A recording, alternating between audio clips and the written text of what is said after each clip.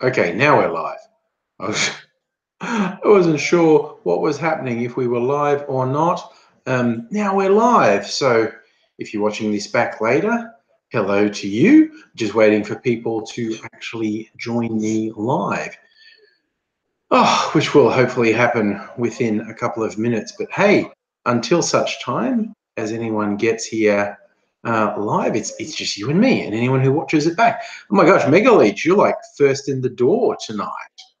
You're worried sometimes that you come in too late. You're straight up first. And hi, Shadow Eyes. Hello, all. Um, the gang's starting to arrive, which is always good.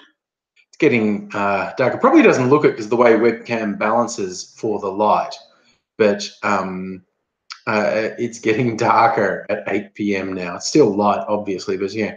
Hello, Tara and Charlie and Celtic King and Tendo. Ooh, everyone's rocking on in. I like to see it. And hello, Connor.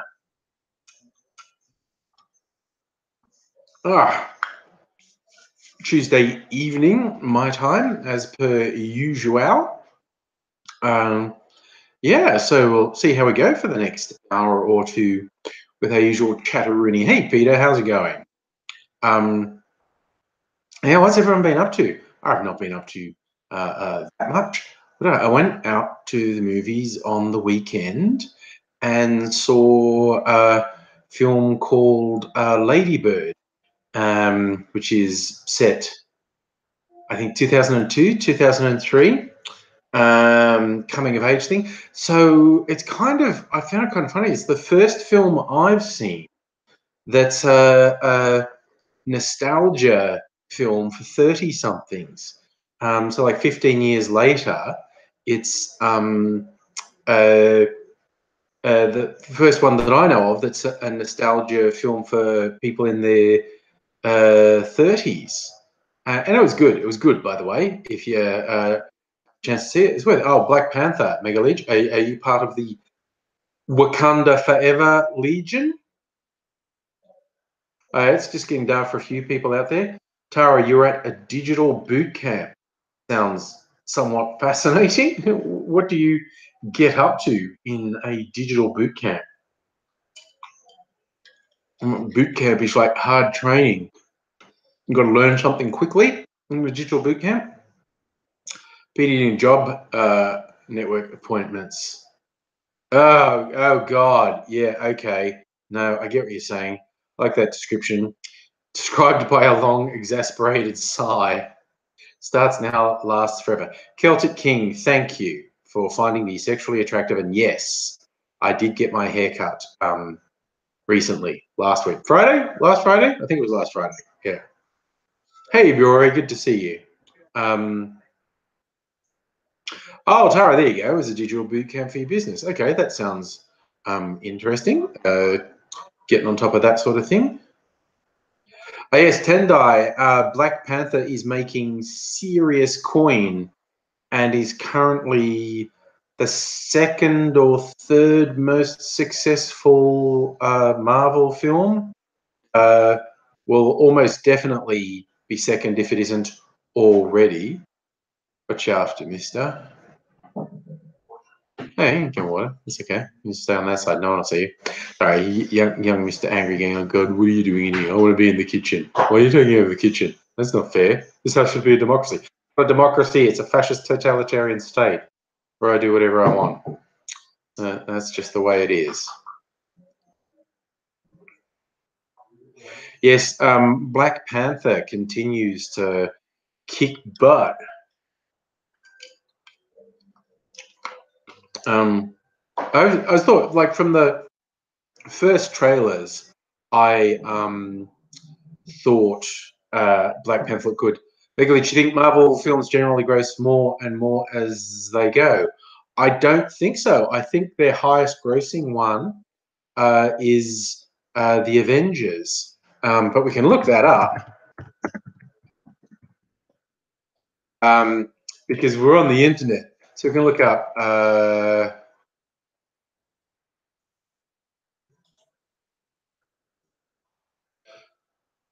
according to this, the order before Black Panther, They're saying Captain America, the first Avenger, was the highest grossing. And the Avengers was second, and then Iron Man 3. I'm sure Black Panther has passed Iron Man 3. Might be creeping up on the Avengers. But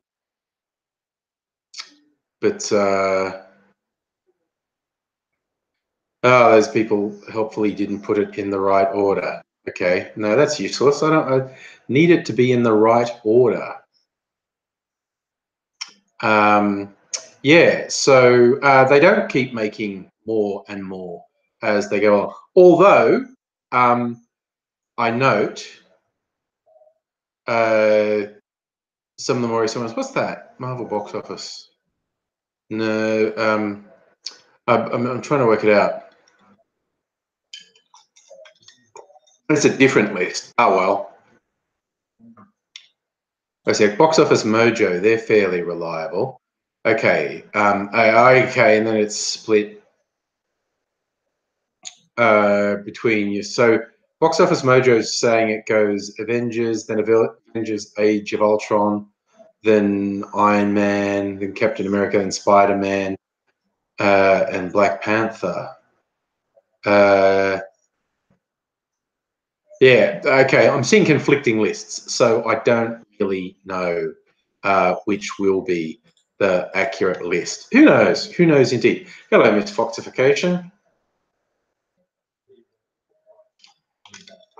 Major Frost, having a good day, and I hope you are too.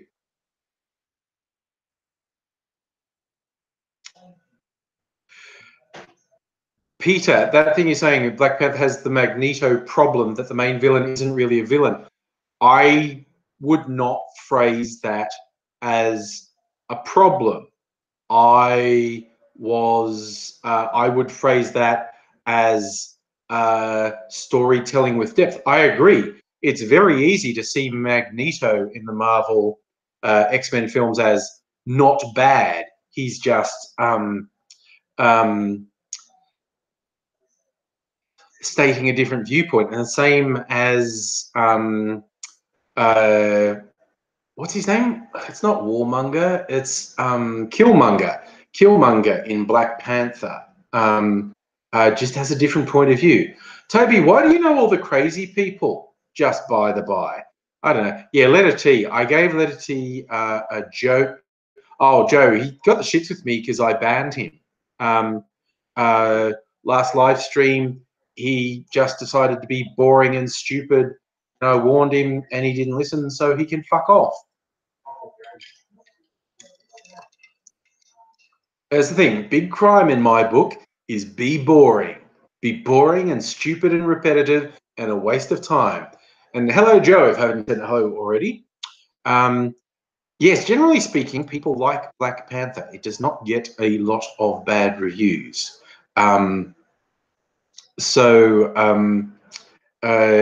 Yes, and I think it's got quite a different vibe to a lot of Marvel films. That makes sense. Shadow Eyes, stuff happens. Yep, Toby. Well, you can tell him from me. I banned him because he's fucking boring. He was just being a stupid, boring git, and I don't have time in my life to waste on stupid, boring people who think they're trolls. It's just boring. Have I said boring enough times? He's boring. No, Tara, you're not boring. No worries on that front. Oh, sorry, I just saw something interesting there. I just need to follow up on.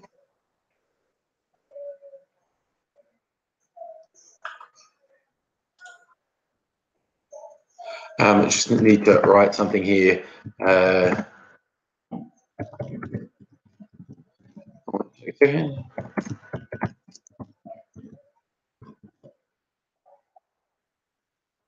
Okay, that's it.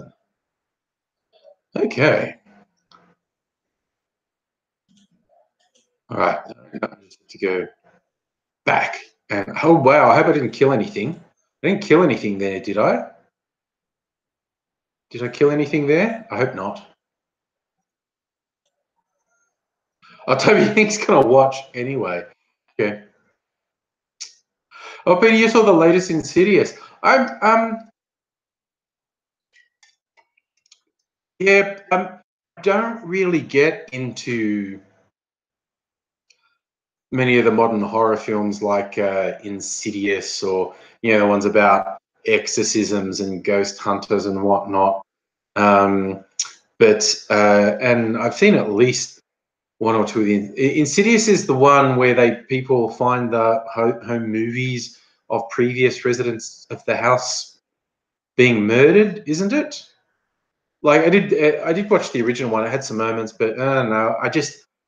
There's very few modern horror films that I go all the way with, because it's just thing. Well, mind you, horror film with a twist, Get Out, if you haven't seen it, is worth seeing, because it is technically a horror thriller film, and it just takes a different direction and does some really different stuff, and is well worth watching. Definitely recommend Get Out. But yeah, I mean, I even watched the most recent Blair Witch movie, and it has some moments, but it doesn't really hold together overall. Yeah. Oh, Celtic King, you're going to jinx us with no dislikes yet. Maybe I've blocked all the trolls. Who knows? I had to get them all eventually. Yeah, or they go away, get something vaguely approximating a life, maybe. Stop worrying about me. It's just like, go on during the ritual, a group of guys go on a pilgrimage and shit happens. Okay. All right, all right, all right. That's the other one I was trying to remember, Peter. The Conjuring. That's the Aussie. They're both the Aussie filmmakers, aren't they? Um, uh, what's his name? Wannell, who used to be on TV on Saturday mornings. Is it James Wannell? I can't remember. But yes, yeah. I mean, I'm always happy when I see Australians making a mark in Hollywood, even if I'm not particularly into their films. I just like to see them making headway. That's why it's funny, like when you see a film like Hacksaw Ridge, which Mel Gibson directed, although technically he's American, but he cast a heck of a lot of Aussies that he knew in supporting roles in Heartbreak Ridge. So I'm saying Heartbreak Ridge, it's Hacksaw Ridge. Heartbreak Ridge is an old Clint Eastwood film. James Wan, that's it. Oh yes, and Rose Byrne's in the Insidious films, that's right. Oh, Celtic King, the sad ongoing story of Video Dude. Um, Still in jail and still getting bashed because he won't stop talking shit. See, I think that's a thing a lot of internet trolls need to understand, that the real world has repercussions, and they might forget themselves at some point and be their usual asshole self in the real world. And have blowback. Damage, you're driving from Dallas Fort Worth to San Antone. I am very happy to be keeping you awake. Let's keep rolling. Charlie, that's a good point. Mel's an Australian when we like him, an American when he's a knob. It's kind of like Russell Crowe's Australian when we like him, and a New Zealander when he's a knob. Um, uh, I'm actually not sure what legal nationality Mel Gibson is at the moment, because he was born in America, And then his dad didn't want his sons getting drafted in the Vietnam War, so left America. I think they went to Canada first, but then they immigrated to Australia and became Australian citizens. So the Americans couldn't draft his sons into the Vietnam War. And then Mel got his start in the Australian film industry in the 70s, most famously in Mad Max. But he made a couple of interesting and good films in Australia in the 70s and 80s.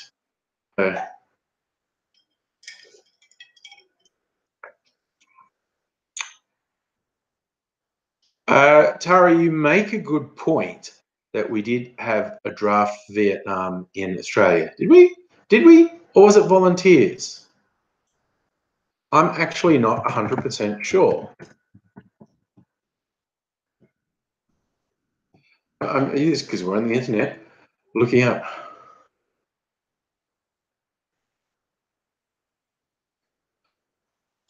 Yes, conscription in Australia. Okay. In 1964, compulsory national service was introduced.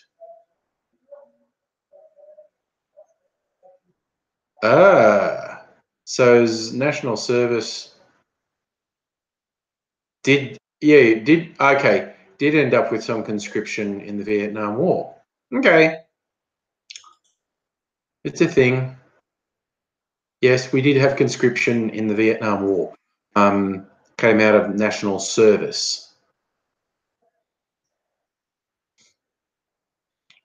Oh, Tara, your dad got drafted and he told him to get stuff. What happened with that? Do you end up? Is that a jail thing in Australia for the Vietnam War? Because it certainly was in the US. I'm not sure what it was here. Oh wow, do you think? That's why Mel made a film about a conscientious objector, because that's what Hacksaw Ridge was. And his dad didn't want him going. So, man, maybe that's why Mel decided to make a film about a conscientious objector. Who knows?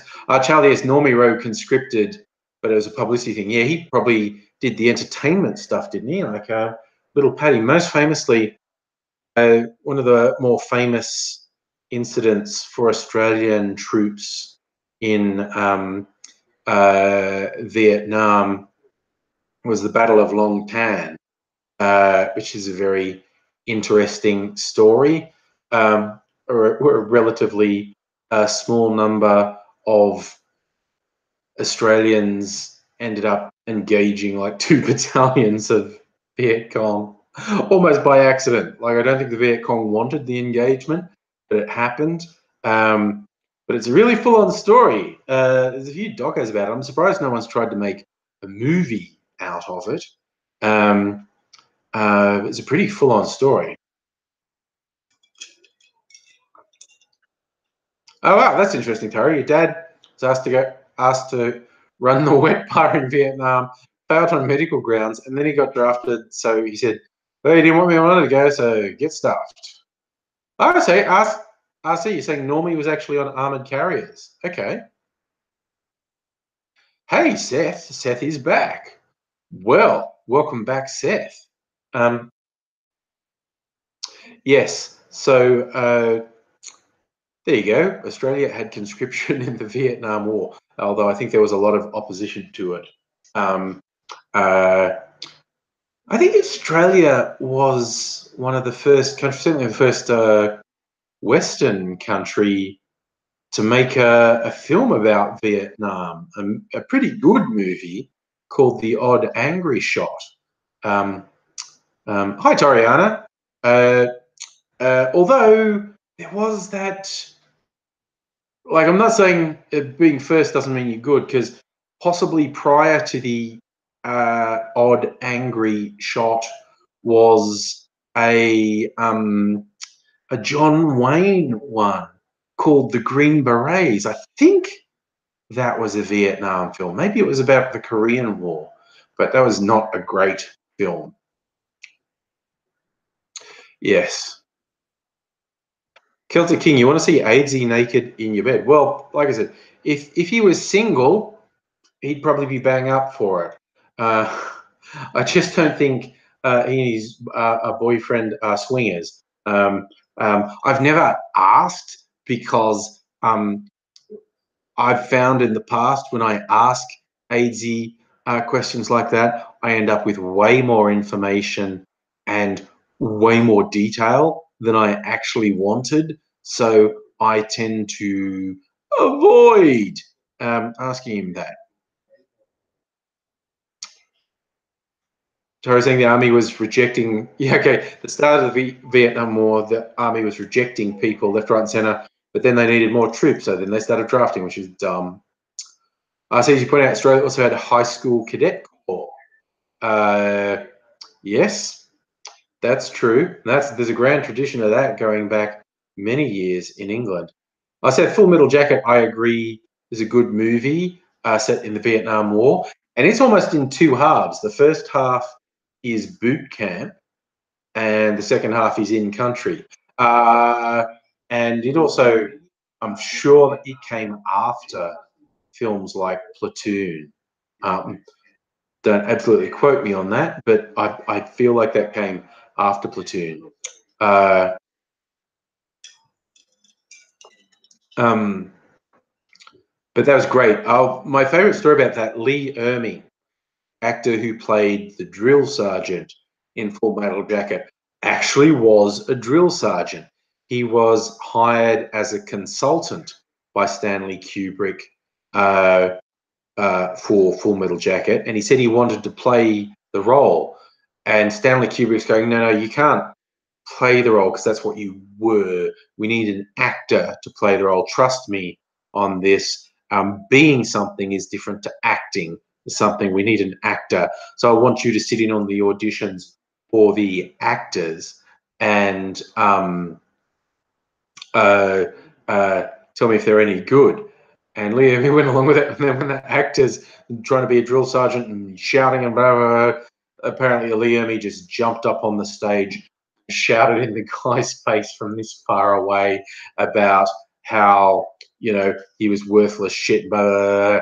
And it was basically a stealth audition. He tricked Stanley Kubrick into seeing him do it.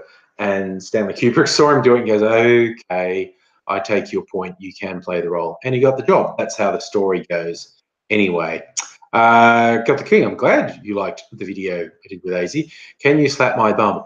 No, again, Mrs. Angry and I aren't actually swingers. So she would probably look dimly upon me letting anyone slap my bum, feeling like that was her territory. Peter, you spent ages with your friends trying to work out where Predator was set watching the movie. Somewhere in South America, isn't it? Wasn't that the idea? They're fighting like communist insurgents in South America. So long since I've seen it, I don't remember. But I kind of have the feeling South America. You're probably trying to be more precise than that. Seth, yes, Lee Ermey was active service person in the Vietnam War. Still around, still see him in stuff. It's always nice seeing him in stuff. I like Lee Ermey. I like him as an actor. Anyway, I don't know him as a person. I don't know whether I like him or not. Central America, RC. Guatemala. Charlie's going right down to the detail with Predator and saying it's set in Guatemala. Do they say? Maybe they do. Valverde misfoxification. It's set in Valverde in Central America's Northern Triangle. There you go.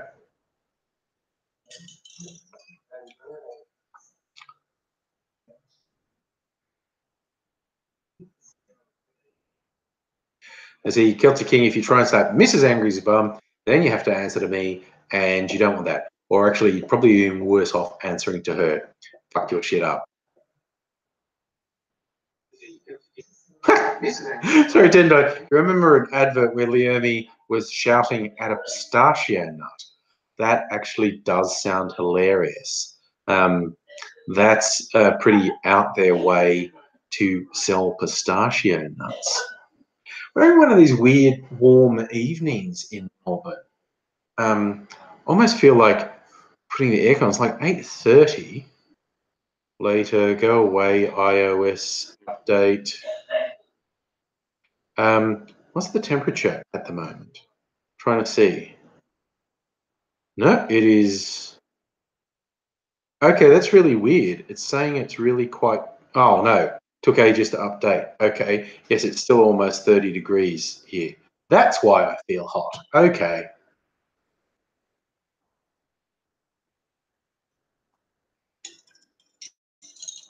G'day, Shelf Warmer. How's it going?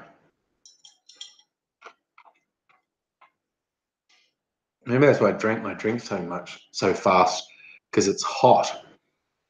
Yeah, we'll turn the aircon on because yeah, it's a little bit uncomfortable. Just mildly, just saying, a little bit uncomfortable. But yeah, I think we're getting a few.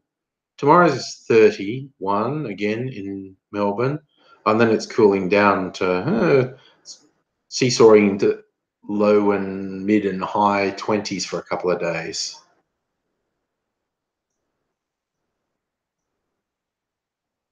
Oh, Peter, you had, yeah, I hate hot nights. I agree. You had, it was over 31 at midnight. We had a night last week in Melbourne where overnight was warmer than the average day in February. It's just a really shitty night. So, yeah, that little late summer heat. We tend to get hot days all the way through. Excuse me, hot days all the way through February, and sometimes even through to April. You know, it's very unusual to get like heat wave temperatures in March, but you get quite warm, and even into April. Miss Foxification, good evening for cocktails. Oh, Peter's ducking out to get pizza. Good for you, man. Enjoy. As you say, Miss Foxification, evening for cocktails. Mrs. Angry actually got I don't know if it's a job promotion. It's a weird, complicated thing with her job where she was applying for another job within her workplace, and she got it. So we actually did have a cocktail tonight to celebrate. One called an East Side from my cocktail book, and East Side has gin and lime juice and simple syrup and cucumber in it. Or you get actual fresh cucumber and crush it up, muddle it, and you get this cucumber flavor. Really nice, actually. Seth, yes, pizza is quite popular in Australia. Yes. Maybe, I mean, I think everything would have reached here by now, but, you know, we did have a lot of Italian and Mediterranean migrants after World War II. I think pizza started being a thing in Australia in the late 60s, early 70s. Yeah, probably wasn't very common in the early 60s or earlier than that. But yeah, it's pizza everywhere. My God, Americans have a lot to answer for with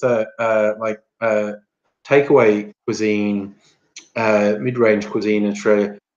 Everything for the last couple of years has been influenced by American barbecue cuisine. We have burger places everywhere, like specialty boutique burger places that make expensive burgers everywhere. Like just in my suburb, like in the one or two suburbs surrounding me, there's probably, I'll try and count them. It's like one, two, uh, three, four. There's like, I don't know, up to 10 like expensive gourmet burger places just like within a suburb of me, and most of them are pretty good.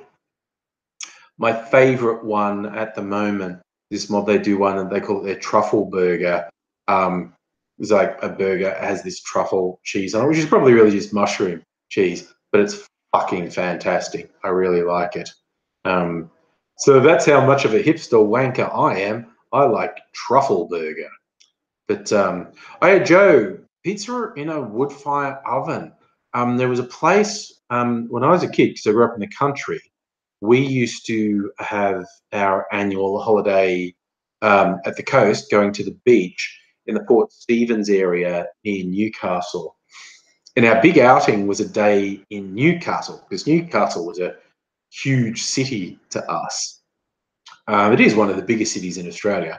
But going from a little country town, Newcastle was a big city. We'd have a day walking around and shopping there. And there's a place we'd always go to lunch there. And it did wood-fired pizza. It was really good.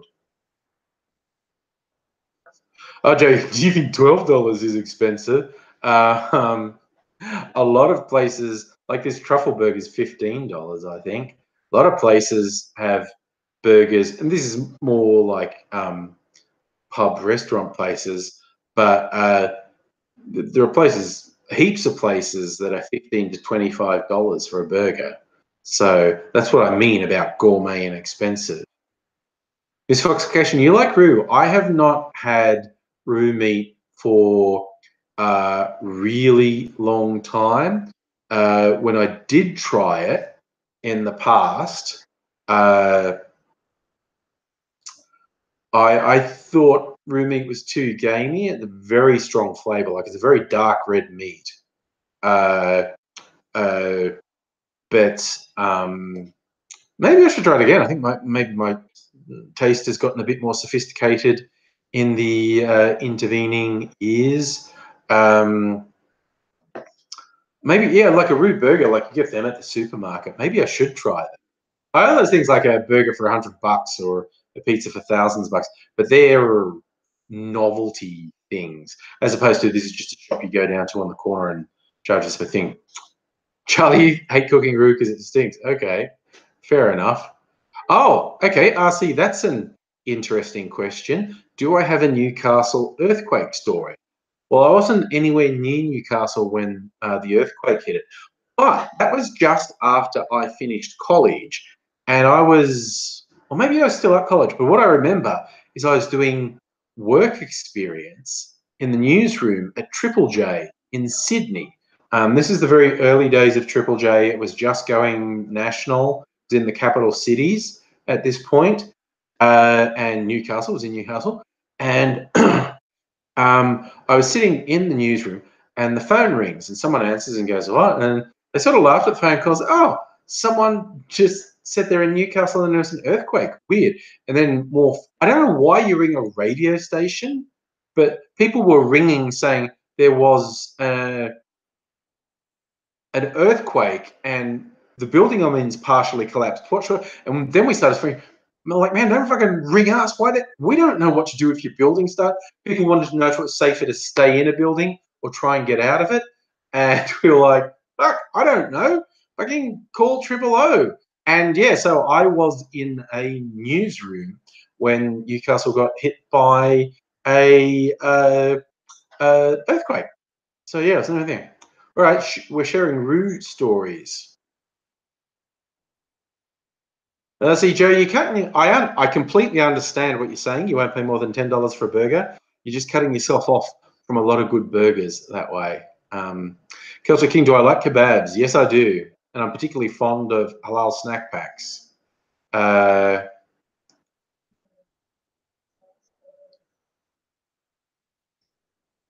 Seth, is there legal hunting in Australia? Okay, I'm not an expert on what it takes hunting. If you own a property, you can shoot kangaroos. I'm not sure that there's legal hunting in Australia like there is in the US, but if you're on a property, you're allowed to kill feral animals, and if you have a particular license, you're allowed to cull kangaroos. Uh, but I don't. Oh, there's duck hunting. I know there's duck hunting season, which gets protests every year. Oh, misfoxification. You're saying your sister's a hunter. I'd be able to say it's not an area of my expertise. I'm not at all sure what the rules around it is. Tendai, yes, kebab is very much a drunk food of choice in Australia. These days, halal snack packs, which kebabs without being in a roll type of thing. So I just saw, who was that? Review Hardcore Sports, what I think of video games. Video games are ace. I was just saying on my socials the other day, I found, because recently I finished Grand Theft Auto 5 and Yakuza 0. I had a lot of fun playing both of those. And I was trying to get into, because I've got on sale for the PlayStation 4, Doom and the new Wolfenstein. And I can't get into first-person shooters. I like the, whatever you want to call them, whatever gamers call things like GTA 5 and Yakuza. I really enjoyed them. I think I'm going to play Zelda Breath of the Wild because we got a Switch as well. But I'm having such trouble getting into Wolfenstein or Doom. And I used to be all about, by Celtic King, used to be all about first-person shooters. I still like the Borderlands games. I really enjoy the Borderlands games. Something about their shooting mechanic is easier, and there's a bit more story in, because in Wolfenstein and Doom, it's just non-stop shoot, shoot, shoot, shoot, shoot, shoot, shoot, shoot, shoot. And that's all that happens. There's more that happens in Borderlands. Tendo, yes. Okay, sandbox games. Yes. I love you too, Celtic King, okay? I love all the angry cult. I remember StarCraft, Seth. Yes. I've never actually played StarCraft or Warcraft, but I know the games. I played the original Doom and Doom 64. What were the ones around that period? Things like Duke Nukem 3D and Quake. I was quite into Quake.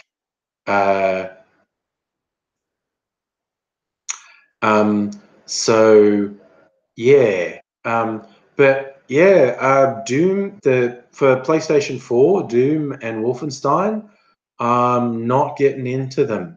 So yeah, might go for a change of pace. I just started a game of Zelda Breath of the Wild, and Mrs. Angry is also playing Skyrim.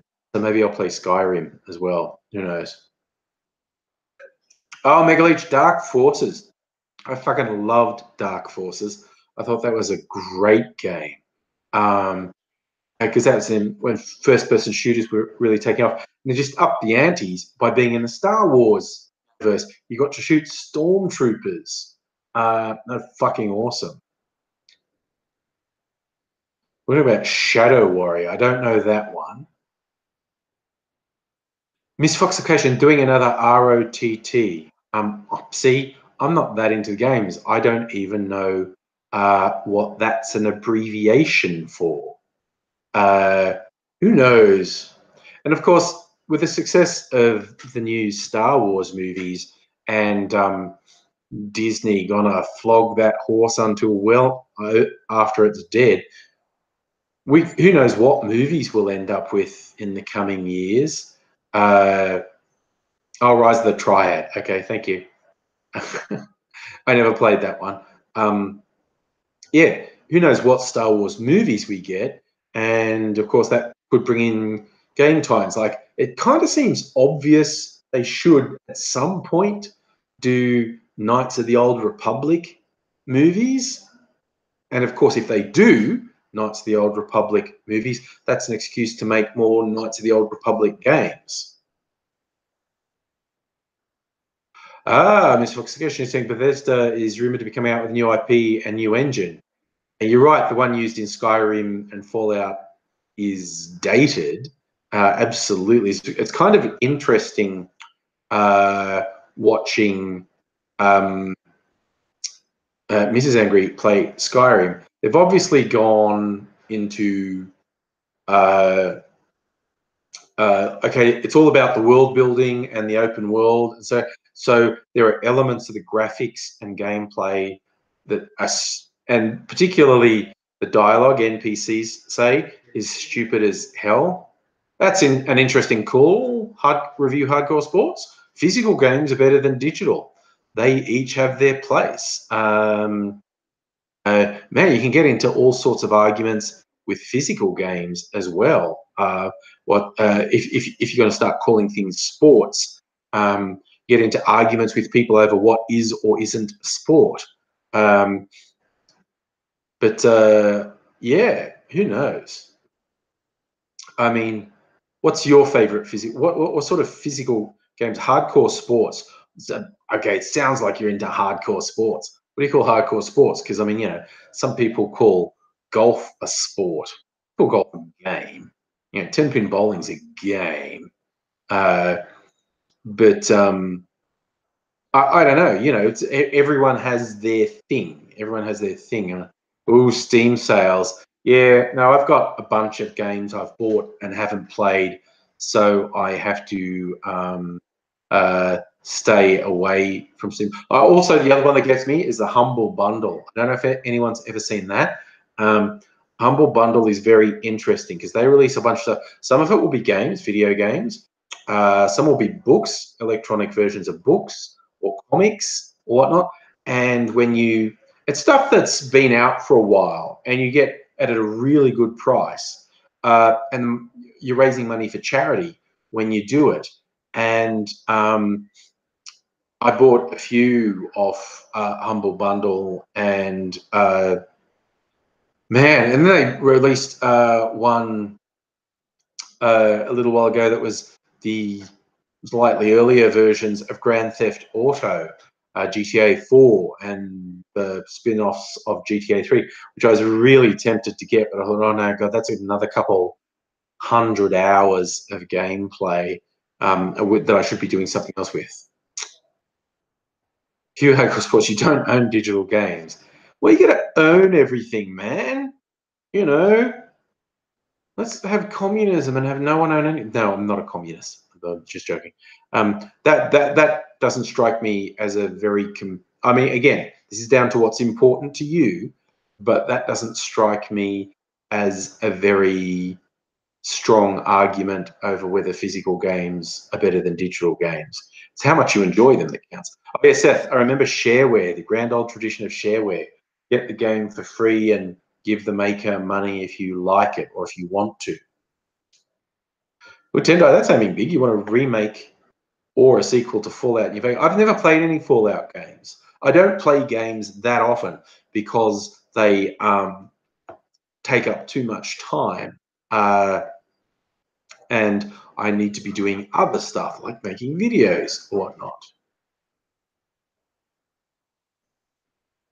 You're right. Software has always been something you purchase a license to, as opposed to purchasing a physical thing. But they would not win in a court if they said you don't own anything. They don't want to do it. Oh God, Miss Foxification, that's bringing back memories. WinRAR, longest 40-day trial ever. Shelf warmer, that sounds shit. How about Konami charging $10 for save slots in the new Metal Gear? What the fuck is that about? That's a scam. Oh, Musical Aviator. Good line. You don't own a concert either, but you'd still pay to go to one. Ooh, making a good point. I like that. That is a good point. I'm going to make myself a drink because I don't have one and it's hot in here. I had an idea. That's what I was going to do. Where are the components I want for the drink? Okay, I have an idea for what I'm doing for it. But first, I need some ice. Karen, you're in my Google Hangout. Okay, I'll get some ice. Like this.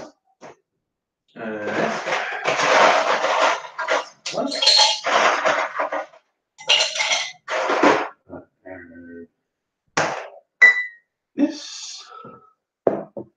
I'm going to grab this. Okay, good.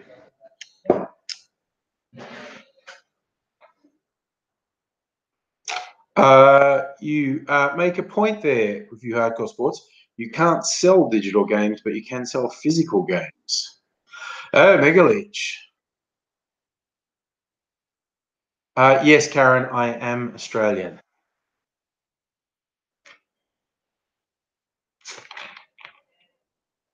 Oh, Seth, you're a punk guy, eh? Band called Fang is playing in your town in September. Good punk band. I am old and don't know what you young people listen to. I used to be into punk new wave back in the day when it was a new thing. But you know, Australians, I still listen to indie music. Like in Australia, I listen to Triple J and occasionally find new music that way. Yeah. Okay, lemonade. Have me a lemonade. Oh, goodness me. Can I sing the Australian drinking song? I don't know what the Australian drinking song is, Karen. I'm not really much of a singer, I have to admit.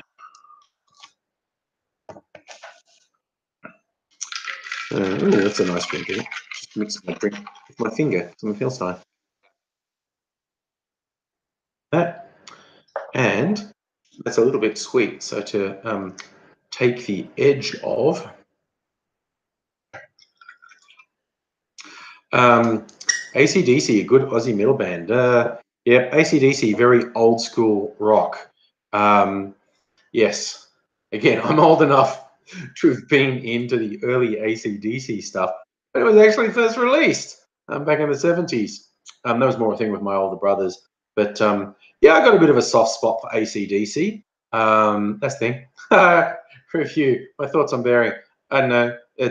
He's a sniveling fucking coward who has an obsession with me. So, you know, but someone's got to be a shit stirrer and is too fucking gutless to even show their face. They're worthless fucking scum, basically. Ooh, Charlie Rose tattoo. That's old school.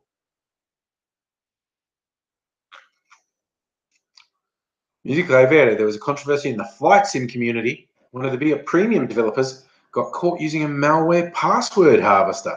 Ooh, that's yeah, that's a dodgy thing that various software companies and hardware companies have done in the name of protecting against piracy. Actually installing malware on people's computers and fucking up people's computers. Sony did it a couple of years ago, having a fucking rootkit on their music discs. It was like, what the you people are idiots. Shellformer, when they play in pubs. I never saw AC/DC live, but when I was growing up, my favourite Aussie rock band was the Angels. I did see them live a couple times. I was a huge fan of the Angels. Oh, Seth, I haven't watched The Walking Dead yet, so no spoilers. Zero tolerance for spoilers. I know I should have watched it by now, but I haven't. I recorded it. I haven't, so don't be speaking about it. I'll watch it tomorrow, so we can talk about it on Thursday. But no, don't say anything because I haven't watched it yet.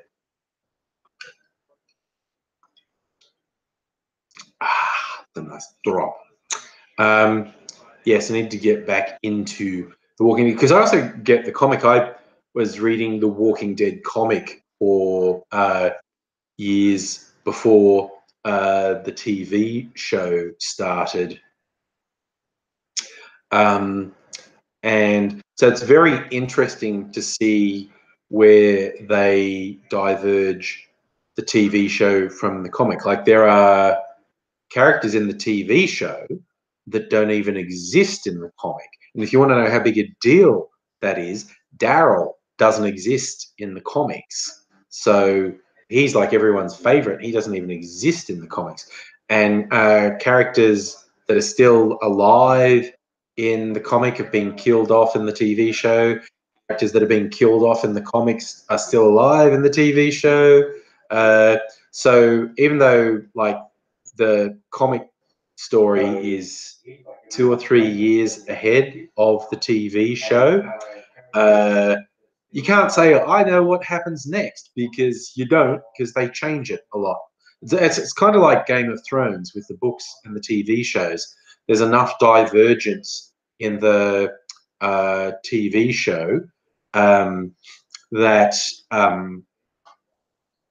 you don't know what's going to happen. This Fox question: do the character archetypes exist? Well, you know, it centers around Rick and Carl. Rick's wife, Carl's mum, did die in the prison in the comic, but in different circumstances. Shadow Eyes is saying they created Norman Reedus' character for him. He auditioned to be Merle. Well, neither Merle nor Daryl exist in the comic, so they were unique to the show.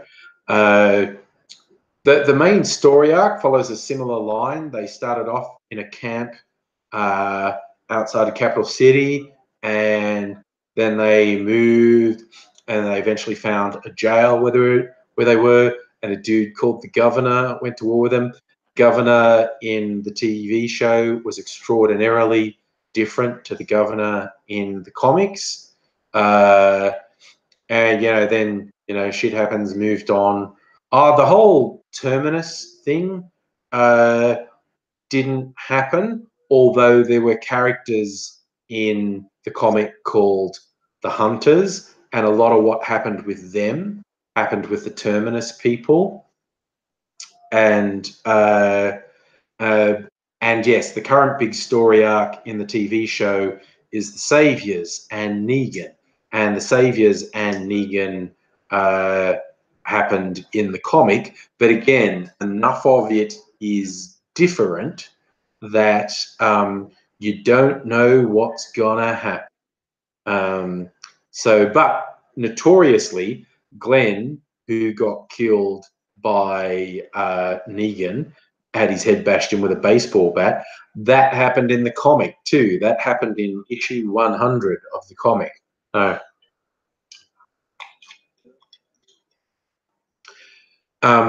Again, Negan in the comic is physically very different from Negan in the TV show.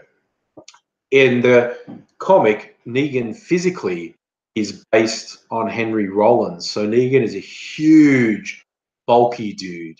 And of course, the actor who plays him in the TV show is not huge. But man, the actor playing Negan is so good at showing some depth. Like, he's not just a one-dimensional bad guy. He has motivations for doing stuff, and he doesn't see himself as bad. He sees himself as bringing order to the world. So it'd be interesting to see how they resolve the war with the Saviors, if they do it in a similar way to the comic, or if it's done very differently. Who knows? Who knows? Who knows? Who knows? You're right, Shadow Eyes. Jeffrey Dean Morgan is amazing as Negan. He is very, very, very good. Interestingly, the next two big story arcs, which the TV show does the same general story arcs as the comic. The next big enemy they come across are called the Whisperers, who are people who actually wear skin. Hey, Tendai, thanks for dropping by. See you later. The Whisperers actually wear skin of dead people so they can blend in with the dead, and they just whisper to one another so the dead don't know they're. And yeah, there's a bit of a problem between Rick's people and the Whisperers, and they're just starting a story arc in the comic now where they've come across a group who've basically preserved much more of existing society, which is going to be fun to see how that goes. Review hardcore sports. Look, you may be surprised to learn with me being a middle-aged fat bastard. I'm not really into sport. I just realized as I was saying that how much that didn't make sense, because sports fan has a bunch of middle-aged fat bastards who hardcore into sports. I'm not. You know, I don't hate sports or hate on people who are into sports, but I'm not into sports. I mean, having said that, because I live in Melbourne, right? The Australian rules football is like a fucking religion here. And everyone will say, "Who's your team?" I don't have a team. Okay, I don't care. I don't care who plays. I don't care who wins. I'm just not into it. Um, but yeah, I can acknowledge it's an incredibly athletic sport. And if someone visits from out of town, particularly if they're from another country and they're here in football season, I'm not averse to taking them to see a game at the MCG just for the atmosphere and experience, because that can be a very good night out. Seth, rugby's fun. See, I've never been into rugby, and maybe that's because it's a rich git sport. My working class upbringing kicking in. Rugby league was the working man's game. Rugby union was the rich ponce's game. And because I grew up in New South Wales, which is a rugby league state. Now I live in Victoria, which is the home of Australian rules football. You hardcore sports. What about cricket? I used to watch cricket when I was young. I don't mind cricket. I don't watch it. I don't even know the names. I used to know the names of players. I don't now. I just don't know the names. I couldn't even tell you who the captain of the Australian team is, how long he's been captain. Yeah, but I'm not completely averse to cricket. I just don't get into it at all. To something else. I don't know, Seth. Rugby is a rich private school boys' sport. Absolutely was. And the interesting reason why rugby league came about, because rugby union was a gentleman's sport. They didn't earn money from it until relatively recently. You couldn't earn money playing rugby union. That was a core thing about rugby union. And the rugby league came about because all these working class blokes who were playing football wanted to be able to make some money for it. So they made their own league. They said, okay, we're not going to be part of your union. We're going to make our own league. And they changed the rules a bit, and the two games diverged more over the years. But that's the actual root of the division between rugby union and rugby league.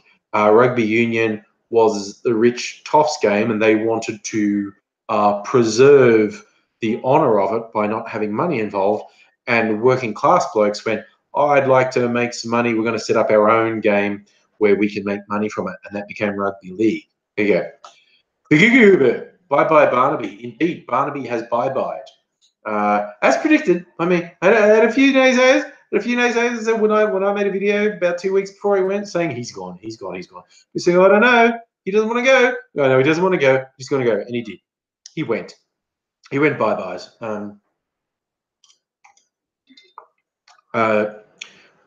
Which you could see, because he's a horrible, horrible person. He's a hypocrite and a liar and a horrible person. And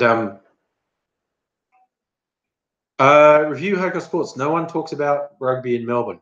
That is broadly true. I do know some people. I've worked with some people who are actually seriously into rugby. But yes, yes. Barnaby got replaced by a dude who's got some incredibly homophobic comments in his history. And again, it's the National Party. You can't find someone on there in the Nationals who has not said hideously homophobic things, basically. Yeah.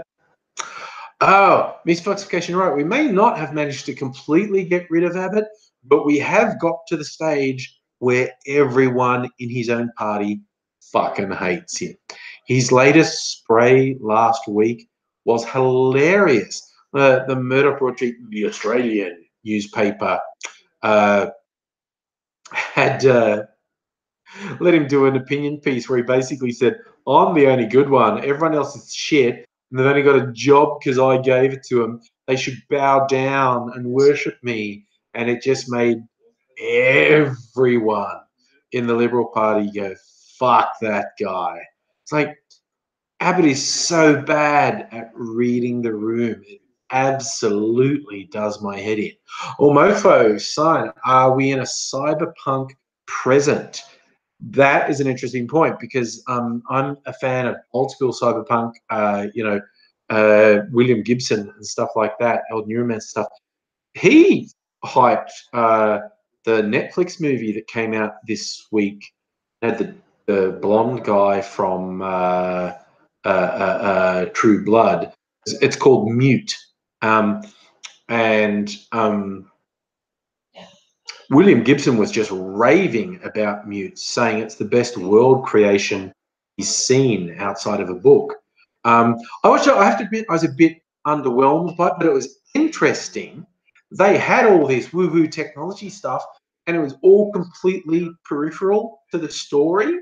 It was the story was much smaller. The story is about relationships and whatnot, and the technology stuff was on the side, which was really interesting. But are we in a cyberpunk present? I mean, look at the stuff like the deep fakes. If you've never heard of deep fakes, it's people who've used learning algorithms to really convincingly fake video, like put a famous person's face on a porno, and it really looks like that person is in the porno. Create videos of politicians and other public figures saying stuff that they never said, and it's really hard to pick that it's a fake. That poses all sorts of interesting questions. I'll review hardcore. What are my thoughts on Donald Trump? His foxification hits the nail on the head with that. He's malignant and ignorant. I think that sums it up. Oh, and Miss Foxification said there's a game called The Last Night. 3D pixel with custom shaders. Blade Runner type of thing. Yeah. Well, I would be interested to see it because I do like the old cyberpunk thing. Speaking of like one of the original popularizers of cyberpunk, William Gibson, his most recent book called The Peripheral fucking does your head in because it's about people who are basically a computer extrapolation of a different timeline, but it's really real to everyone who's in it. And it's and halfway through your book before you even, because there's two stories are being told in parallel, and you're good quarter to halfway through before the relationship between the two becomes completely clear. And it's real mess with your head stuff as to what is the nature of reality. Do I think okay? And you're just pushing slightly more to the troll stuff here. Do I think immigrants should be deported? No, this country would have died without immigrants. The English settlers would have died without immigrants. That's what makes this place interesting. Our migrant culture. I think racists should be rounded up and not so much deported as put on a boat and pushed out to sea, and then the boat should be set on fire. Yeah, it's just my 2 cents. You know, it's slightly radical foreign policy, but I think it's got stuff going to it. Catherine, no, lots of people, not just the live streams, my other longer videos, lots of people use them as like podcasts and just listen. I've had people tell me with the longer videos, they have them on while they're doing housework or, you know, while they're on a bus or that type of thing. You are not alone in that. So I'm just glad that I provide that service, basically, that my ramblings are enough for you to listen to. Viking funerals phrases, maybe. View hardcore sports. What's cyberpunk? Cyberpunk is a type of science fiction that was popularized in the 1980s that took the emerging computer technology of the time and early versions of network connectivity, like the internet, and gave them a real hard edge. And that's where the punk part comes from, cyber, from the cyber world.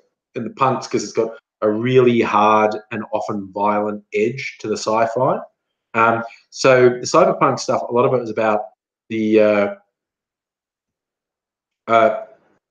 hard technology. Extrapolating would be like William Gibson popularized the idea of cyberspace. In his early novels, cyberspace was described as consensual hallucination. When these people went into is their version of the internet, it was like a 3D simulation. Everyone knew it wasn't real, but everyone agreed that it was a way to represent data, and he referred to it as a consensual hallucination. But a lot of his ideas really pushed the idea of connectivity and an internet type thing and virtual reality. And yes, Mofo, sign. He and other cyberpunk authors went into very dark areas with megacorps, mass surveillance. Shelf Warmer, the short story Mozart in Mirror Shades. I probably read that, and I don't specifically remember it. Oh yeah, Johnny Mnemonic is an early Keanu Reeves film. And a lot of people, Johnny Mnemonic was a William Gibson short story.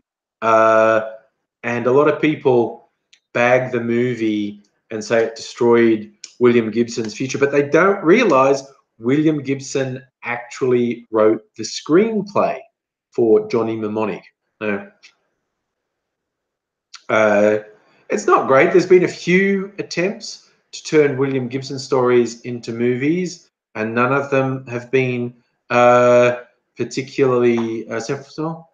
Okay, just as a little by the by review, hardcore sports, as you went where I always knew you were going to, in that you're being a boring troll cunt.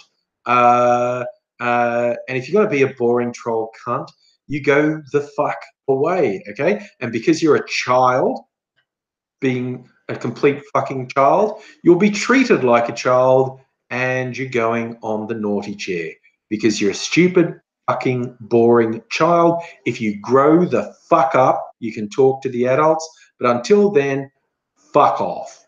Okay? So that's that.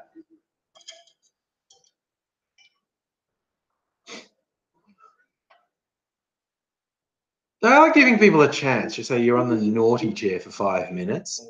And if you can show anything approaching adult behavior, then you might be allowed back in. Oh, Seth, Hackers, the B version of Johnny Mnemonic. That was who was it? Angelina Jolie and Johnny, what's his name, who's in Trainspotting and the TV series Elementary.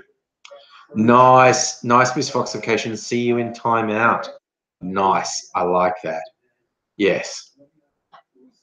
Catherine, I do enjoy my rants because I am so over pathetic goddamn trolls. And it's like, it's the old saying about someone having delusions of grandeur. Fucking these trolls, they just have delusions of adequacy. It's like, dude, you're not even a vaguely functional human, let alone being any sort of supreme overlord that we should all bow down and worship. It's like you don't even give evidence of being vaguely competent and functional. So yeah, they don't have delusions of grandeur. They have delusions of adequacy. Oh my phone. The Hollywood hacker UI interface. We should have an actual OS based on the ridiculous interfaces hackers have here. I'm in.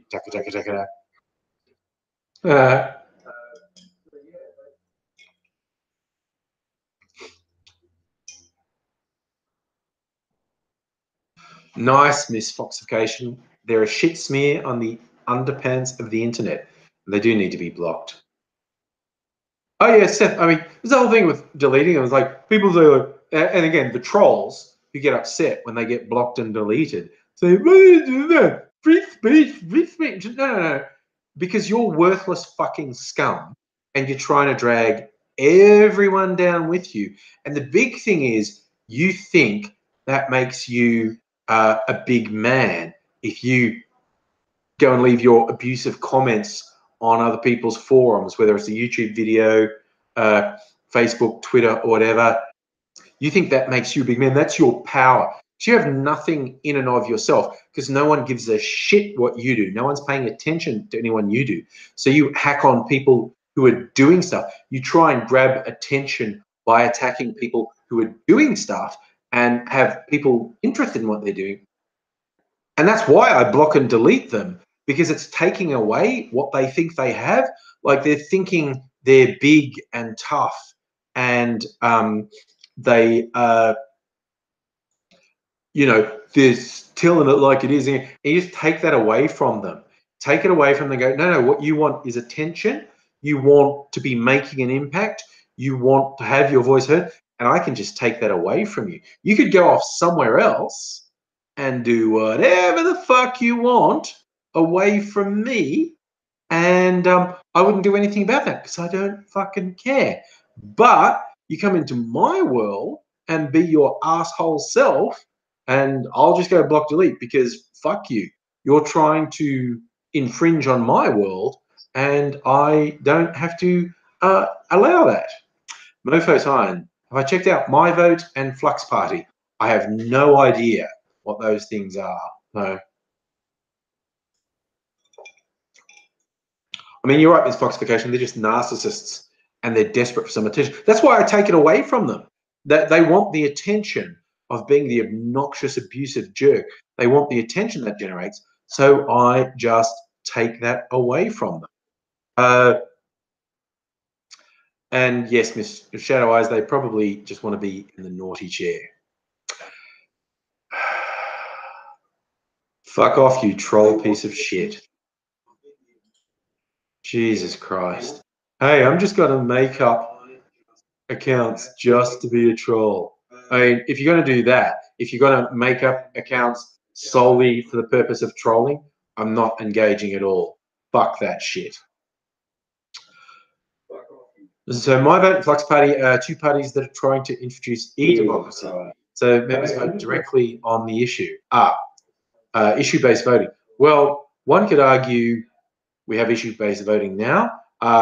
Trouble is we have overwhelming evidence that any electronic form of voting is inherently unreliable, and anything based on the internet is too susceptible to toxic elements. I mean, we basically have overwhelming evidence. If you want to introduce significant change to democracy, you should keep it the fuck away from the internet, because the internet's just fucking toxic, and toxic voices have too much power on the internet. Oh my God, that's a good point, Miss Foxification. Don't trust general consensus to lead a country the right way. Look at Second Life. People could create whatever they want, and they created garbage. That is true. But yeah, I don't know. I don't think there's any one answer, because you can undermine literally anything. You can show any form of government, any form of politics, any form of voting, and you can show where it fails, because systems are built around people, at least they should be, and people are inherently flawed. And so It's just a thing. Sure, we'll be saying meritocracy. Okay, my problem with the word meritocracy is it's used to describe systems that are overwhelmingly dominated by straight white men. It's as simple as that. In the abstract, the idea of a system where people are judged objectively on the quality of what they do, what they create, who they are, the good things they do in the world, obviously that sounds good. But people aren't objective, people are very subjective. And people with entrenched power uh, find it easier to maintain and extend their power than people who are out of power find it to get their way into power. Did that make any sense at all? All right, good. So it's basically, I'm very dubious of the word meritocracy because the people who use it the most are in the middle of systems dominated by and perpetuated by straight white men. And there's other things like having a quota system or some sort of affirmative action for senior roles in businesses or on the board of directors of companies. That's ridiculous. It should be on merit. It's like, fuck off. As if when you see these systems where 99% of the positions of power go to straight white men, go, really? Really? In the whole world, in every role, 99 times out of 100, the absolute best person was a straight white dude? Really? Really? Really? It's just not supportable logically. It's an entrenched power system that perpetuates itself. So we've had this discussion here. Nicholas Gruen's idea of solution-based Senate, randomly select people for the Senate by election. See, again, that's falling down with people are fucked, okay? And my problem with that, or at least a problem that can be put forward with that idea of random selection, is you end up with horribly unfit people. You know, the Dunning-Kruger effect kicks in, where you end up with people who, the less qualified they are to weigh in on a topic, the more forcefully they push their opinion forward. But this is what I'm saying. Literally any political system, you can find flaws because they're all flawed because they're all about people, and people are flawed. Regarding article, an ancient Greek idea could foil Brexit's democratic tragedy by Nicholas Gruen. I don't doubt that Nicholas Gruen is a smart person who puts some interesting thought into these things. I'm just saying, like, you know, you can find fault in any system. I mean, the thing is, with a system we have now, where you know people jockey through the whole party structure to get into parliaments and senates and whatnot, and you've got to be part of the existing power structure to get in. And in fact, you have to be such a raging narcissist to think you deserve to claw your way to the top. You know, it's easy to make an argument that the people who most want to be in our current political system could be seen as the least fit because they're completely ego driven and it's completely about themselves. But I don't know, what are you going to do? It's people, you got to work with them. Oh, that's interesting, Rafael. So you're saying this dude, Nicholas Gruen's company advised Kevin Rudd during the global financial crisis. Well, that they gave good advice in that then. Yes, I am ignoring the troll. You want to be less of a cunt, you might be paid attention to. But if you're just going to be a troll piece of shit, you're going to be ignored, okay? Because, yeah, the actions the Rudd government did during the global financial crisis, namely spending money on capital works that got people. Okay, Pat Talks, I'm just going to say, you didn't know being a troll piece of shit would get you punished? Okay, good. Good to know. You're not trolling. Coming with the line, did you graduate high school? Okay, I'm going to give you the benefit of the doubt, but the benefit of the doubt includes me saying to you, get fucked, okay? Get well and truly fucked. You do not come into a chat that you've never fucking been in and open with, did you graduate high school, being an insulting prick and say, you're not trolling. Grow the fuck up or fuck off, okay? Honestly, this is arguing in bad faith. That's another thing I won't tolerate, is people who argue in bad faith. They say, oh, I just want to have a discussion. I just want views on the table. And then when you shoot them to pieces, when you tear their argument apart, they go, I don't care anyway. Or they just change the topic, whatever. It's like, no, no, no. If you're going to argue in bad faith, I am not going to waste time on you. And I'm so fucking used to trolls who argue in bad faith. That's the other thing. It cracks me up when trolls think you can't tell who they are.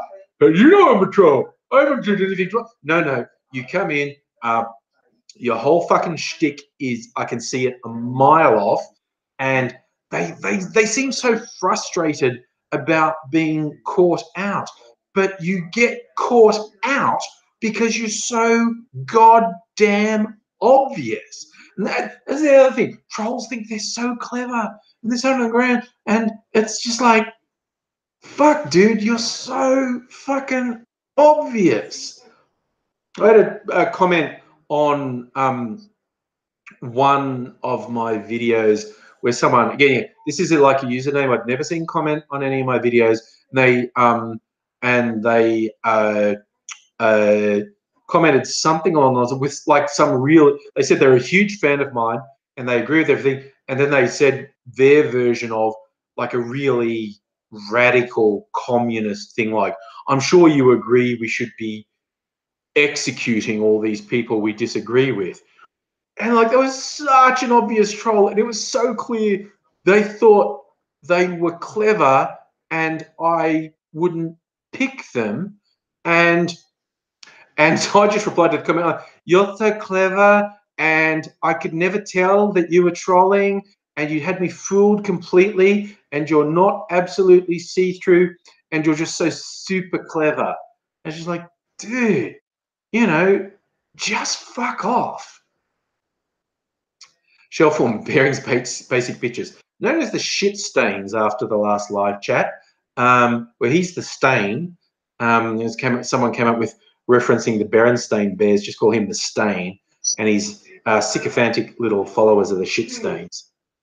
Mofo, have you heard of the concept of argument mapping? The idea is help structure arguments and avoid argument loops, where people argue in a circular manner. That sounds fine, my friend, but you are also giving people the credibility of suggesting they're not arguing in bad faith. It's no structure or set of rules arguing. Work with people whose goal is just to sow discord and who from the get-go are arguing in bad faith. They don't want to achieve any points. They don't want to change anyone's opinion. They just want to cause conflict. So, yeah, it's I like the sound of that, having a structure that avoids circular arguments. Falls down completely when someone has no intention of maintaining any integrity in their argument. So,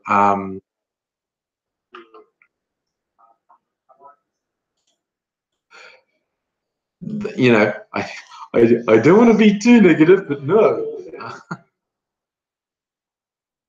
Oh, Mofo, that sounds an awesome thing for students. as in teaching people how to argue with integrity and write essays without being circular and having argument loops, it sounds like an incredibly helpful teaching tool. As you say, if there are any VCE students, should maybe look it up, and it might help.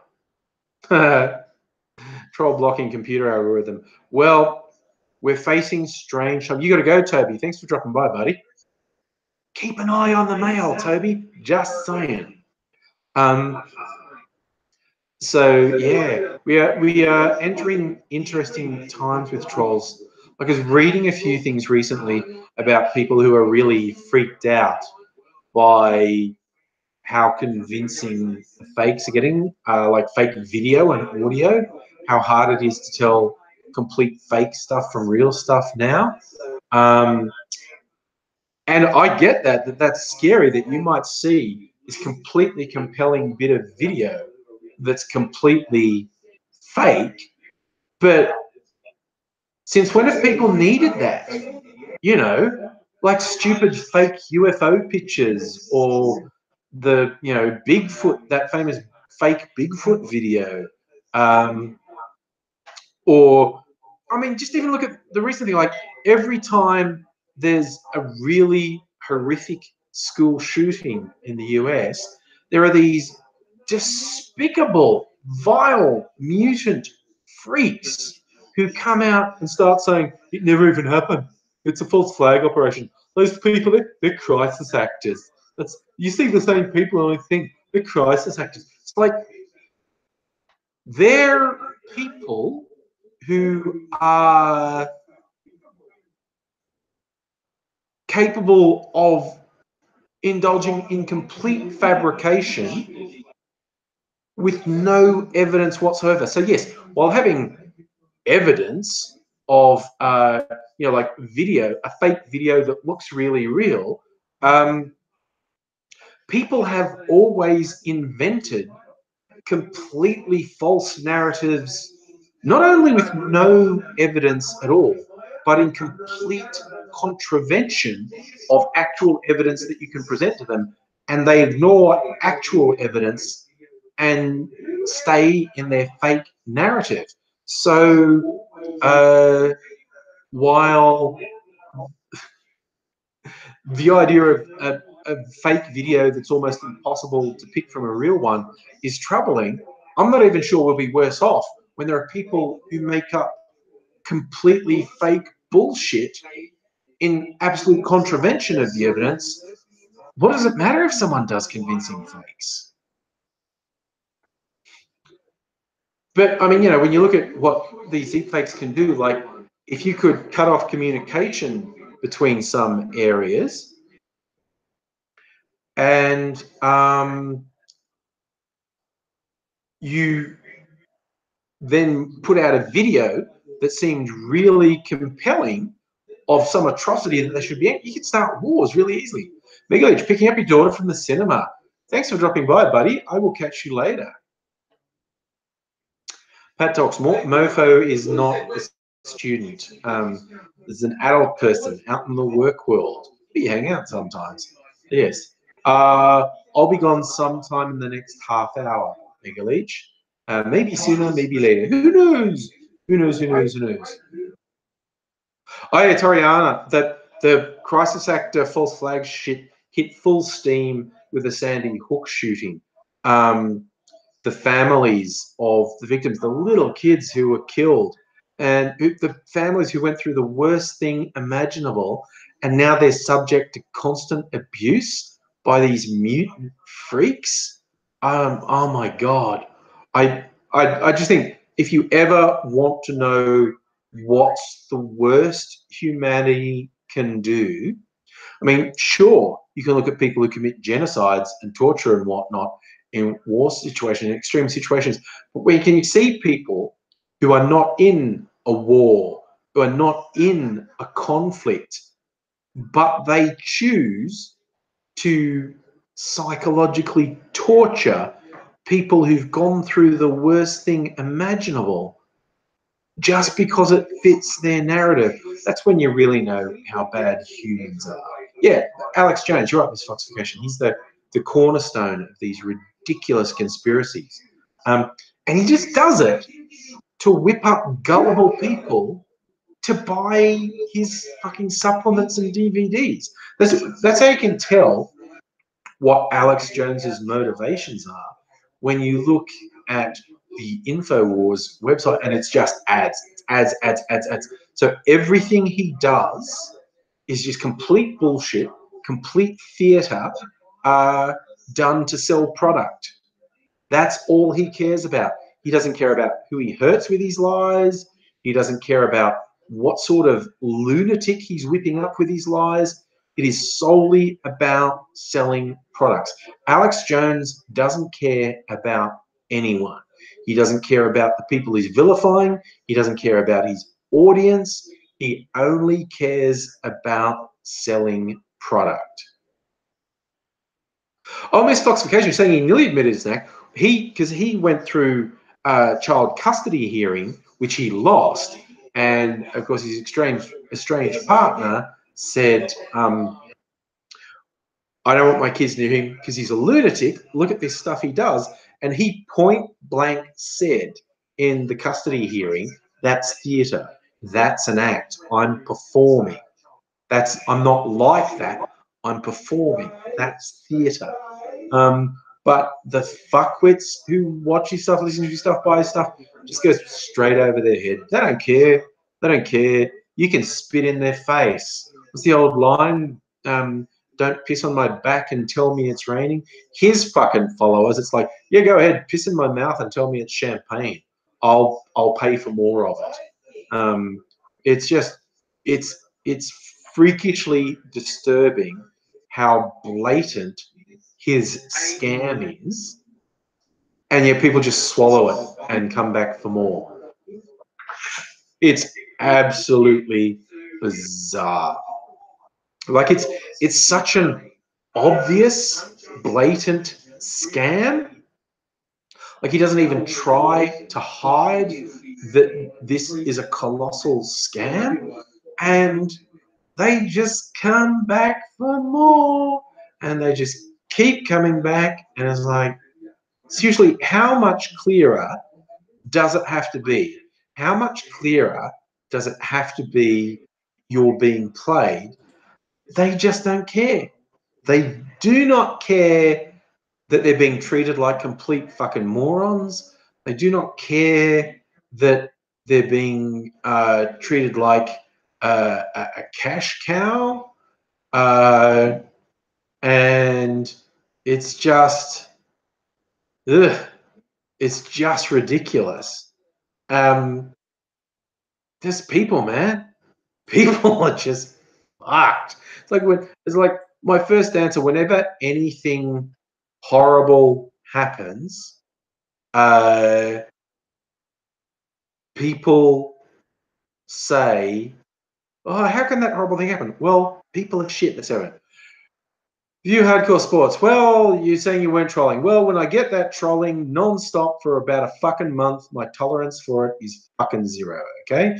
And I've made it abundantly clear. Go watch all my videos where I've talked about the thing about there being out of control African youth gang crime in Melbourne. It's a lie. It's a racist lie. It's a deliberate lie designed to appeal to racists and inflame racism. And if you say otherwise, you're a fucking moron racist. Simple as that. Screever, good evening. You've caught just the tail end of this.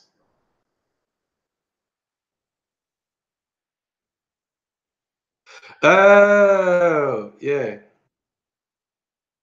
Yeah, no, see. Okay, this is the thing Mofo Side and I have talked about a lot about homeless people and what can make their life better. And you're always going to be up against people who hate the homeless and want to punish them. It's a sad, awful thing to think that the most vulnerable people in our society can be the most hated. But there you have it. Hey, Stella, how's it going? It's just, yeah, trying to help the homeless is really difficult when there's a whole bunch of people who feel completely justified in treating the homeless like shit, like up to and including murdering homeless people. I mean, it's really disturbing. Hey, Screevel, it's good that you popped in. Like seeing you here, yeah? Oh, Catherine, you hate Alex Jones and the Young Turks. I don't watch the Young Turks. Well, I don't watch Alex Jones either, but it's hard to avoid what craziness he is. I don't watch the Young Turks. They're supposedly left-wing, right? So I don't know enough about them.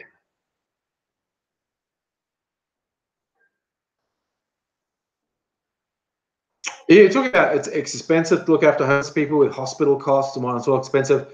Taxes. And mystification, you hit exactly what I was going to say. It's been proven cheaper to house the homeless than to deal with the effects of homelessness. But you run up against people's sensibilities when you do that.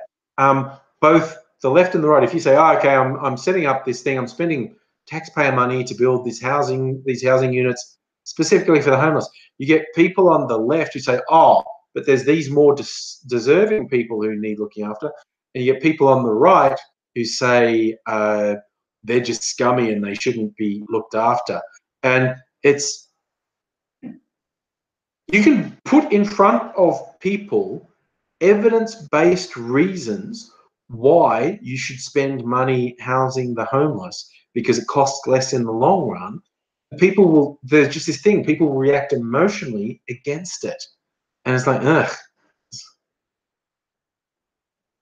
Fury. Every time we touch is a cover. Your life is like, I don't even know what that song is every time we touch, I have to admit.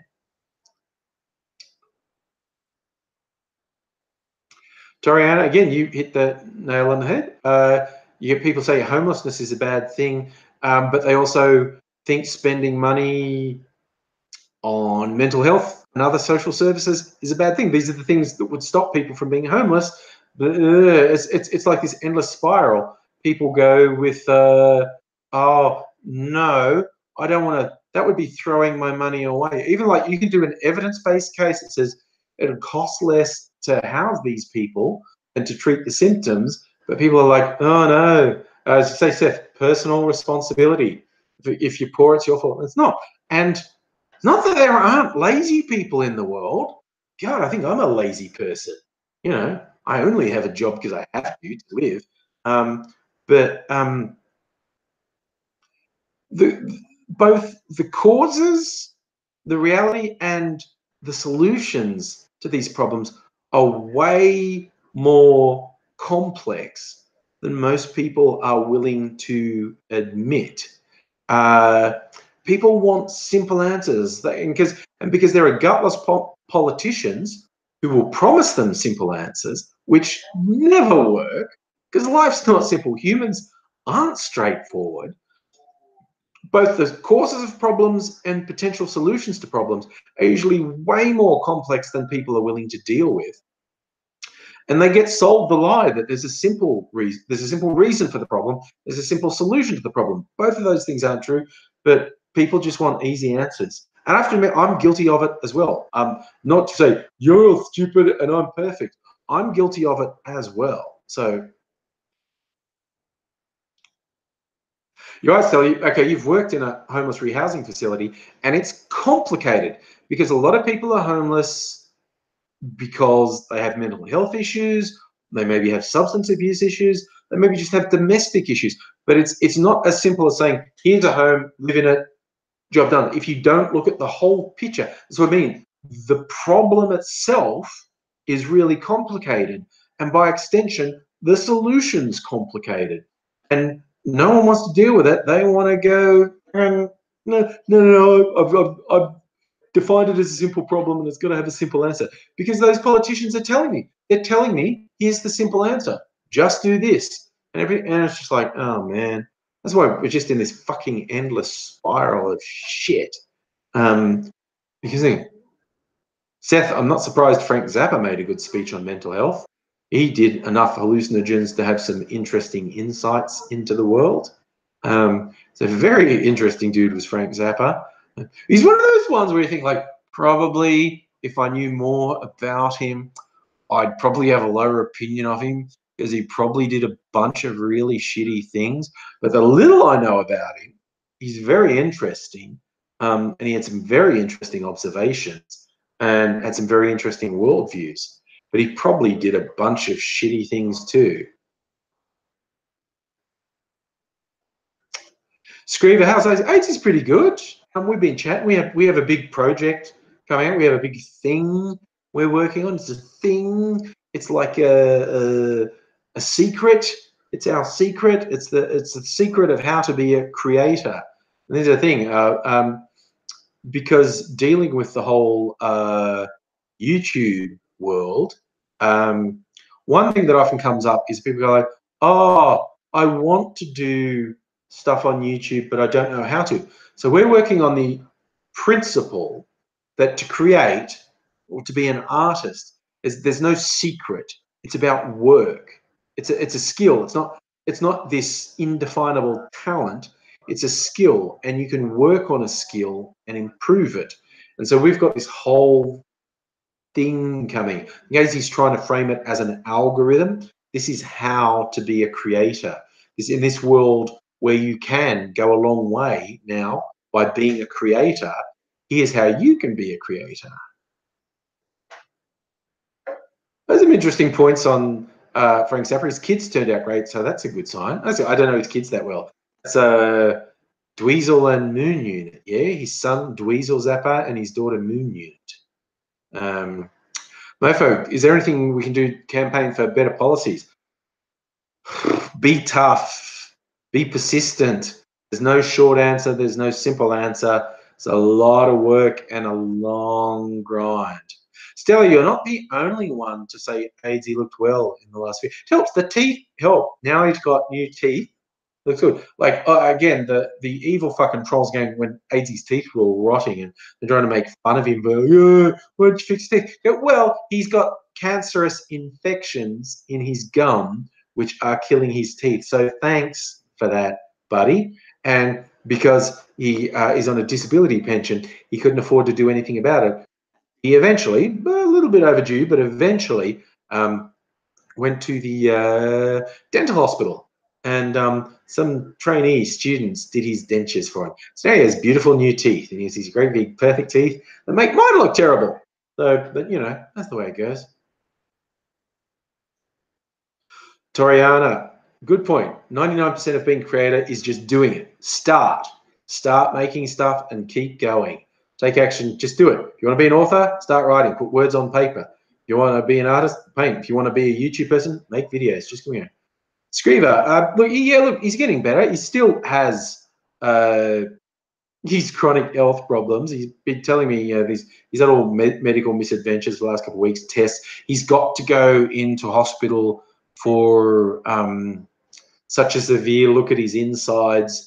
He will be under general anesthetic while I do it. There's what we like to call the spit roast. Like sometimes you get the scope put down your throat, and sometimes you get it put up your butt, and sometimes you get both. And he's getting both, and they're going to go all the way through and meet in the middle. Apparently, that takes so long and is sort of so awkward and painful. He's actually going to be under general anesthetic when they do it, because there's part of his gut that's all fucked up and isn't working. But we always kind of knew that, because he had all these gut problems and whatnot. So yeah, they might be cutting out a section and stitching it back. Who knows what they'll do to him this time? He's a medical mystery. Like, he should be dead in fact, he has died many times, but you know, he should have been dead and not come back many times. So yeah. Well, Catherine, look forward to our How to Be a Creator in the next little. We also, this was a very exciting news to me. A mutual friend of AZ's and mine, someone who AZ introduced me to, is a very good artist, cartoonist and animator that I've done some voice work for. And AZ told him, because a lot of AZ's plan for this story is attacking the art establishment and all these special people who get all the government funding and basically pulling the rug from under their feet, saying, you're not special, anyone can do this if they work at it. But this mutual friend of ours, who's a really accomplished cartoonist and animator, AZ told him the story, this is what we want to do. And he said, I want to be part of it. I'm going to illustrate it. So we're very excited by that prospect that we have some of this professional artist working with us on the video series. We have to work out exactly how to put the videos together and work on that in the next couple of months, maybe. Who knows? See how long it takes to come out. Seth, is AZ a friend I grew up with? AZ and I did the same course at uni, a theatre course at Charles Sturt University in Bathurst, which is west of Sydney. My final year was AZ's first year. So we did the same training, basically. Then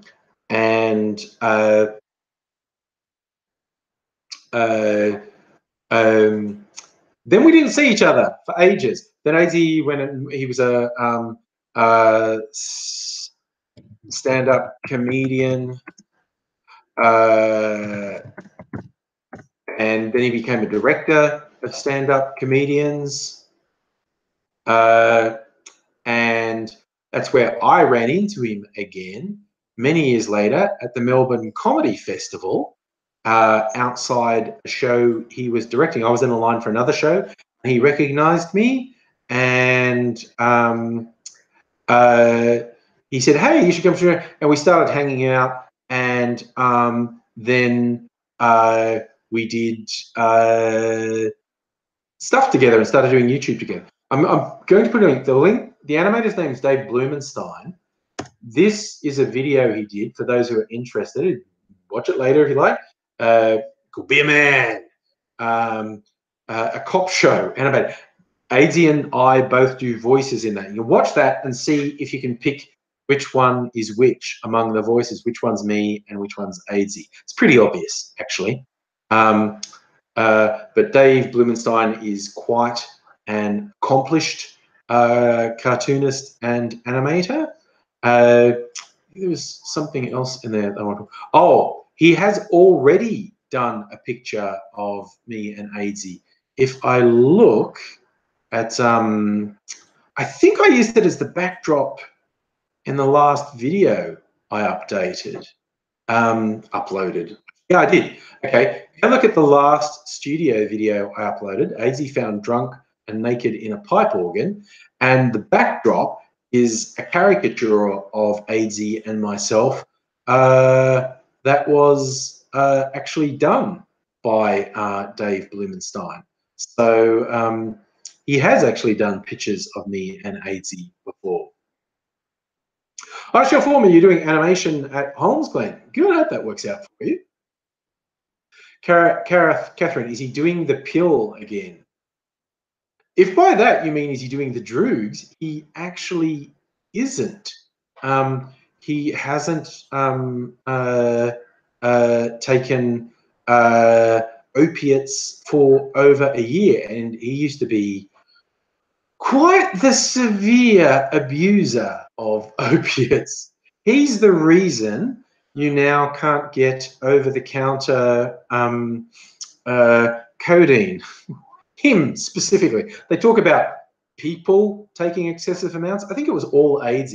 Like about, oh my God, about 5 years ago, he was fucking terrible.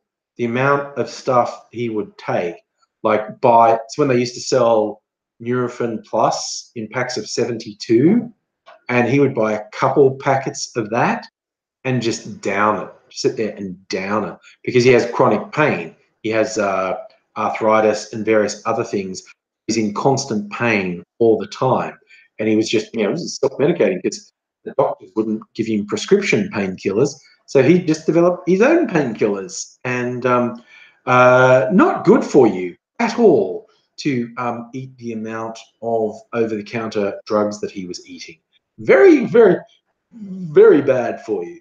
It's a miracle he died. Like, while it may have dulled his pain for a couple of years, it would have done horrific damage to all of his organs and his blood, which he's still paying for.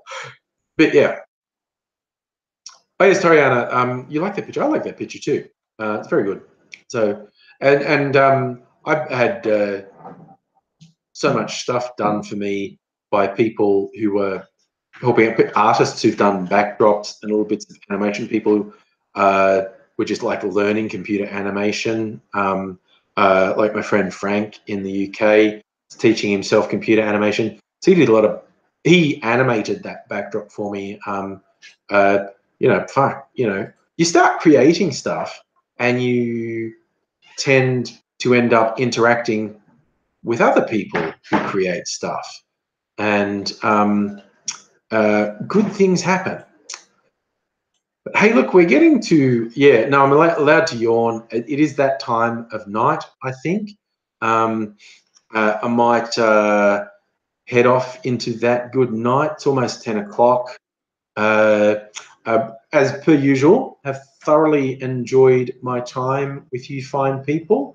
I hope you'll be back. I will be back.